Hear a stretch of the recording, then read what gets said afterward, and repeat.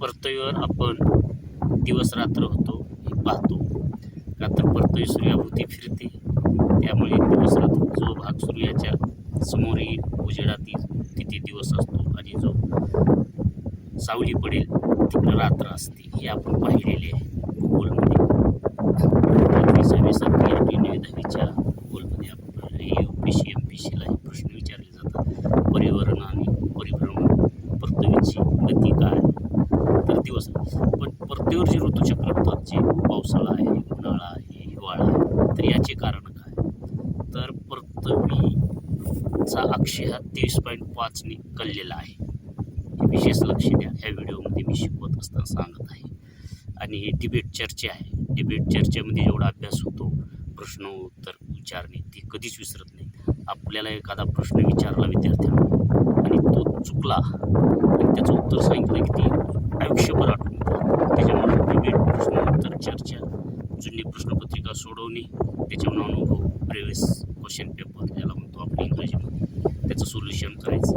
आणि debate, answer and question debate at a time discuss in teachers and student and many group of students.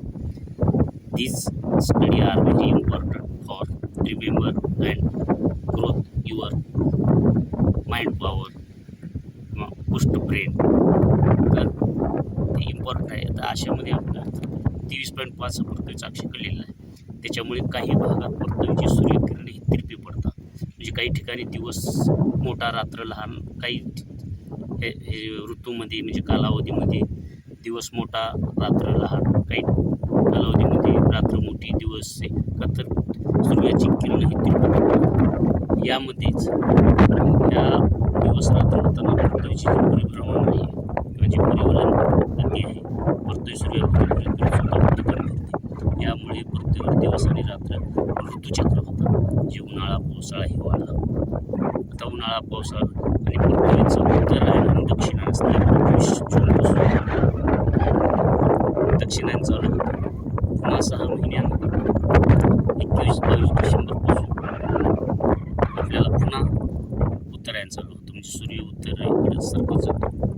3 महिने दक्षिणेकडे जातो, परत दक्षिणेकडून 3 महिने मध्यावधी आला, तिथून पुन्हा 3 महिने उत्तरेकडे, पुन्हा तिथून परत रिटर्न 3 महिने. असं परतवीचं परिवलन आणि परिभ्रमण आहे. यामुळे ऋतुचक्र आणि दिवस रात्र होतात आणि दिवस रात्र मोठे होतात. हा अतिशय महत्त्वाचा व्हिडिओ आहे आणि हे प्रत्येक UPSC MPSCला कित्येक वेळेस विचारलेलं आहे. त्याच्यावर मी डिबेट चर्चा केलेला आहे. तर पाठ करा. मुलांचे छोटे छोटे, जसं आता लोणार सरोवर कुठं आहे, अजिंठा वेरूळ लेण्या कुठं आहे, असं काही छोटे छोटे, माउंट एव्हरेस्ट कुठं आहे,